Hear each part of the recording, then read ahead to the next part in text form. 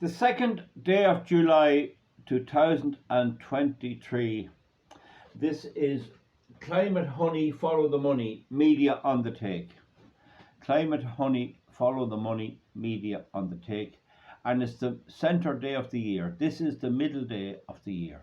The year is half over at midnight tonight, 2nd of July. Okay, now, here today in rural Ireland, it's 14.5 degrees on my thermometer of my van. 14.5 degrees centigrade. And it's cold enough that if you had short hair, you'd need a cap. You'd need a jumper like this going around the farm. I've been out on the farm all morning since 7 o'clock. And if you go out and you can't find your cap and you're on the tractor, you feel cold. You feel your head cold and you start doing this, right? So it's not warm. There has been a slight skift of rain, although there isn't that much rain, but the ground is partly wet because when you cut silage or that, you can see the change that's in. There's a slight bit of wet in the ground, and it wouldn't take much more rain to leave gaps and that a bit muddy and a bit unpleasant. But it's still all right for making crops. It's not a bad year at all. Now, the thing about it is that on the media, that's the journal.ie, which is an internet media site, and it gets paid half a million euros every year by our taxes. A media company. And it's very woke, very left-wing, and very cultural Marxist and climate nuts, and electric car nuts. Now, it had carried a report from the Meteorological Service and RTE, which is now in the throes of the exposure of an unbelievable amount of corruption, is pushing this. Now, it was in the paper yesterday that some of these presenters in RTE, that's not my channel now, that's a radio television, were getting state-of-the-art new cars as a bonus or as a perk. We know one of them, Ryan Tuberty, was getting a bonus. But I don't think it stops at that. There was even a question on the media the other day, should the Dáil, that's the Irish Parliament, should the committee that's set up to investigate it, this is a public service broadcaster paid for partly by the licence fee of people at €160 per year. And the question was, should they be forced to show their books? Now just imagine this, that there is an issue as to whether they should open their books and allow an investigative committee to see their accounts. A question, can we get in there? And I would say they'll not. They'll call someone to comment on these accounts and we'll see what he or she says. I wouldn't trust them with a dead hen. They were fiddling the books big time. Now, I have made the point that the sum of 345,000, which was paid to Ryan Tuberty, is only the tip of the iceberg, and there was an article in one of the daily newspapers that said the same. I have been wondering why there has been such an absolute clampdown on anti-green energy, on anti-climate hysteria and all that. Why has there been such an absolute clampdown? And the answer could be what I say here. The honey, climate honey, they're getting hundreds of thousands, some or other, and there has to be a payoff. There has to be pressure from the wind energy companies and the like of EirGrid. And EirGrid told us they had 13 million euros for a PR fund. This is a public company. They're the system operator for the Irish electricity grid. ESB is the system owner. So we have this situation where there is huge money. The wind industry has huge money. I have long wondered how the wind industry was viable, and now I can say with absolute confidence, the reason is no wind farm makes money. It can't cover its cost. It can never repay its capital sum, but it can't even pay its everyday costs. And the way they deal with that is they've managed to get utility companies like ESB Electric Ireland, like SSE, like Bord Gáis, or energy, indeed national toll roads, who incidentally are putting up the toll prices this week. They get them to buy the wind farm. But not only do they buy it, but they bail out the sub-company. The wind farm becomes a subsidiary of the parent company or the group company. And it gets a guarantee every year. And in the accounts of all the wind farms is a section by the auditors that this is not a going concern. This wind farm would be insolvent, but it's guaranteed to be covered by the parent company. And if that's an electricity company or a toll company, they simply load it on the bills of the toll. So when you go into the toll, through the toll anywhere in Ireland, you are paying for wind farms into your worker in cabin built within 300 metres of people's homes. And other places, when you pay your electricity bill or your gas bill, you're paying for these wind farms. That when John Lang plc tried to buy one and did buy one in Tipperary, he could make no money. He was expected that his parent company, John Lang, would bail out the wind farm every year, and he wasn't prepared to do it, and he sold it. But he soon got a customer, and the customer came in again. Now, there's nothing in any of the laws that forces parent companies to bail out the wind farm. They may be forced to take the electricity at a certain price, but they're not forced to take the wind farm. So where is the hidden agenda with the national toll roads and all these electricity companies? Where is the hidden agenda that gets them to bail out the company that, well, first of all, where is the need for them to buy the wind farm? They're forced to buy the electricity, but they're not forced to buy the wind farm. When the wind farm is built and put up for sale, because that's the model they use, build it and get rid of it, put up for sale, the next thing is some of these companies come in and buy it. Who is the agent behind all that? Who is the agent? Remember, you need a license to generate electricity, and you need a license to supply gas. So where is the pressure brought on them to do that? Why cannot an electricity company set up buying electricity out of the pool, paying the wind farm section whatever they have to get, but never bailing them out, let the companies do on their own? How come that is a hidden agenda? How is that written into the fabric of the energy contracts? And what else is it written into? Okay, do you understand now what I'm saying? I hope you do. I hope you do. The parent company, first of all, the wind farm is built by a private wind farm company. They build it, they get planning permission to put it up. The first thing they do is get rid of it because they know it's a loss maker. They then get a customer, no problem. Greencoat Renewables, BlackRock in America, but they also get the Irish companies as well. They also get the ESB, Bord Gáis, the National Toll Roads, and there may be other companies not directly involved in energy, but they're supplying a service for which they need a license. But they should be able to get the license without guaranteeing to bail out wind farms. They buy the company, they operate it as a subsidiary, and when it makes a loss, they bail it out, they top up their funds. The problem they have is that they can't renew it, that the cost of the wind farms is depreciating. They only go for about 20 years. At best, the planning permission is only 25, and they're making a loss if you counted that. But without counting that at all, they can't make a profit when they pay all their expenses.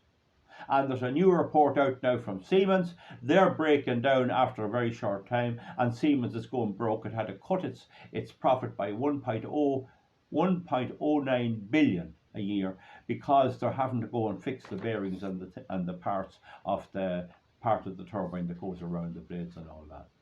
So they're a loss maker, and this is the scheme. Now, if any electricity company or any gas company just got into the market and did nothing at all, didn't buy any wind farms, didn't do anything, as John Lang did, what would happen? Note how John Lang sold his wind farm, but he got a buyer.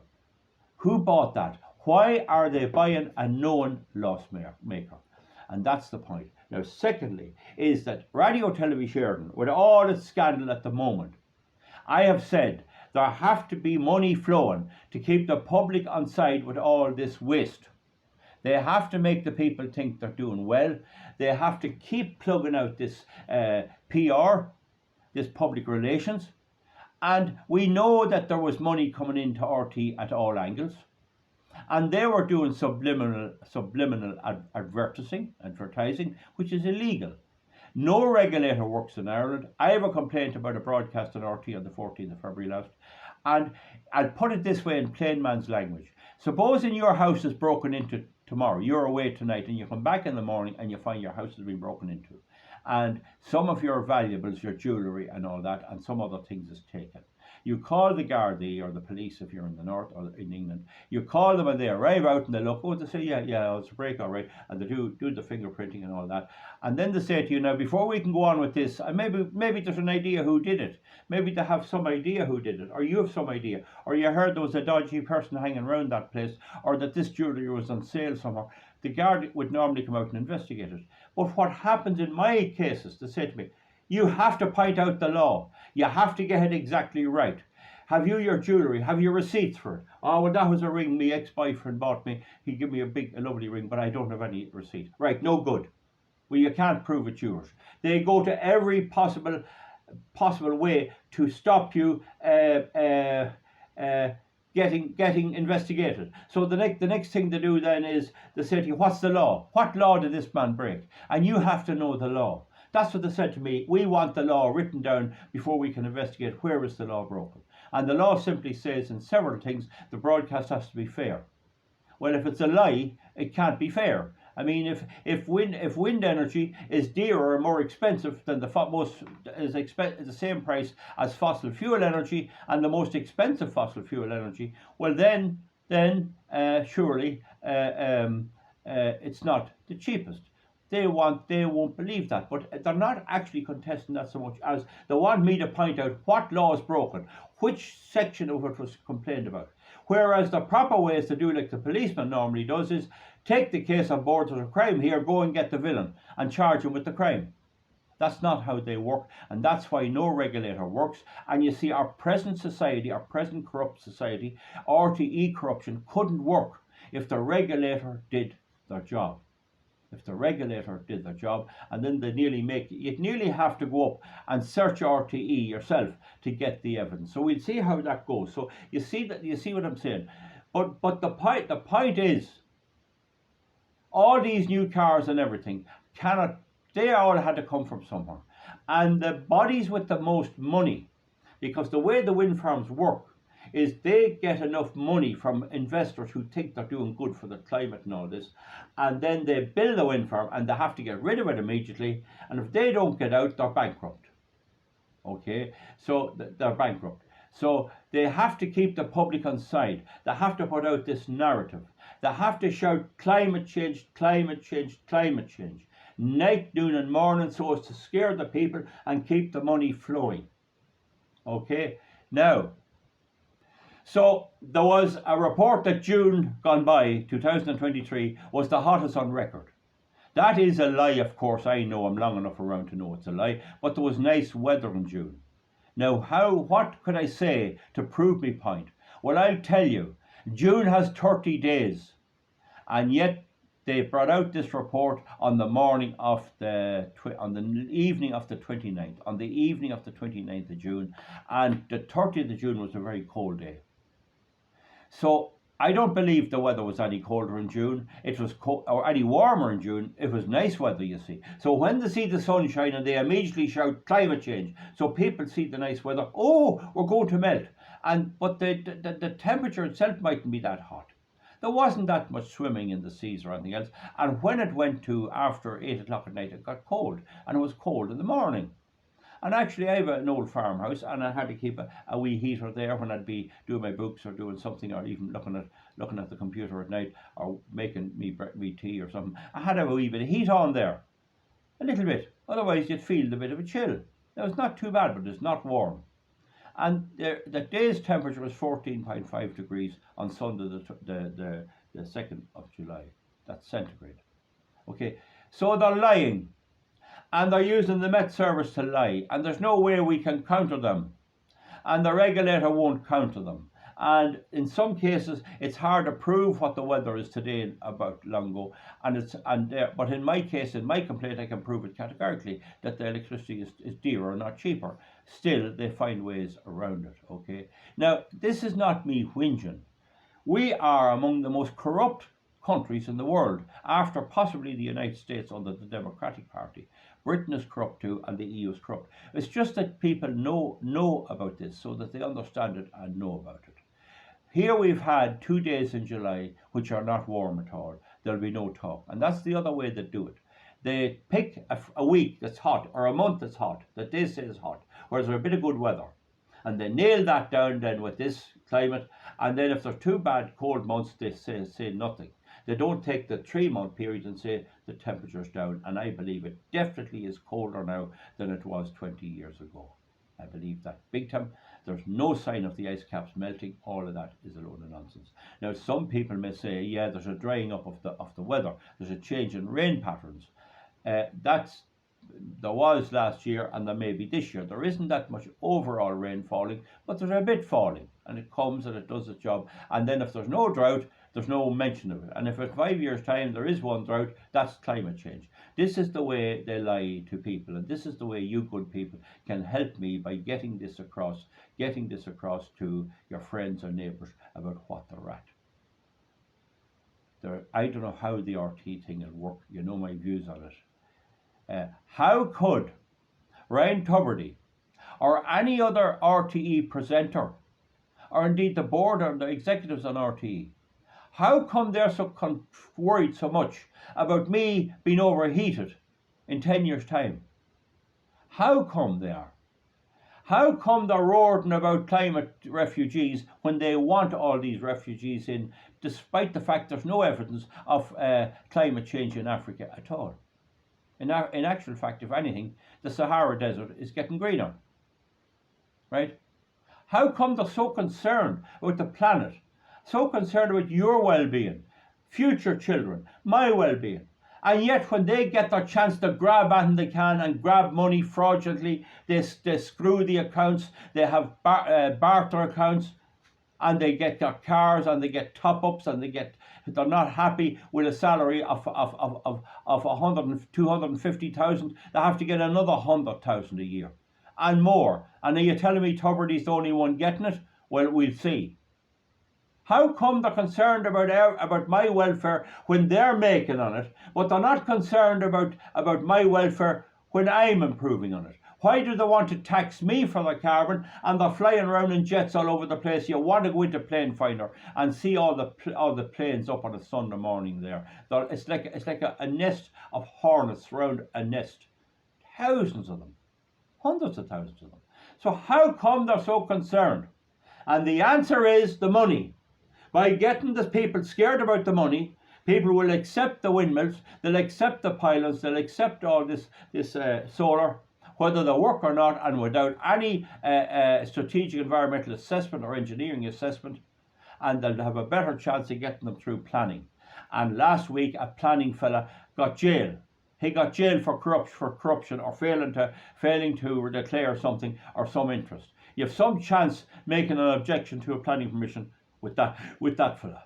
And the next step down the line would be that come to you and tell you, if you don't contribute and give me a few 100,000, I'll refuse your planning permission. That's where it was wearing round to. These are all appointed by our corrupt political establishment, all the mainstream parties. Of course, only by getting rid of all the mainstream parties or giving them put a few people in there can anything be done about this. My job is to bring it to your attention. If you don't agree with me, please write down underneath where I'm wrong. I've had people on these, I had to delete things where I was insulted, where they said you're wrong because your jumper's not clean. Me out fixing a tractor. You know, this is the mentality of these people, and they think they're right and they're not right. And there's no climate change whatsoever. You put 40 million people into the southwest of America, living off the Colorado River, and you expect it to be the same as when there was only a few local Indians there, local natives. That's the situation. Folks, that's enough. We'll see more about RTE. We'll see more about it. But the thing is, follow the money. These people that are telling us this, these Pat Kenny, Tubridy, and all of these, I don't know whether they're on the take or not. I can't say that. That'd be wrong to say that. Hopefully we'll see who is on the take. And when we find out who is on the take, we might be very surprised. We might be very surprised. Because Kenny gets 900,000. Imagine that. A salary of 900,000 a year. So he's probably not on the take. But that's corruption in itself. Paying a Luther amount like that kind of money. So, to get back to my main point, I suspect there is a lot of this going on. I suspect it'll be covered up. No regulator will look at it. The Gardaí should be brought in to this. Right now, usually the Gardaí will do their job. There are likely to be offences. The Taoiseach Leo Varadkar has said there's likely to be criminal offences committed. Well then, if that's the case, who's going to investigate it? Isn't that the job of An Garda Síochána, the fraud section, and let them in and let them at it and see who's guilty? And you have a high up person in An Bord Pleanála. No, they're convicted. Why can't you have high up persons in Radio Television and TV3 if they have committed crimes? So that's it, folks. See you back for something else. Thumbs up if you agree, thumbs down if you don't, and we'll see you back for something else on 21 minutes. Thank you.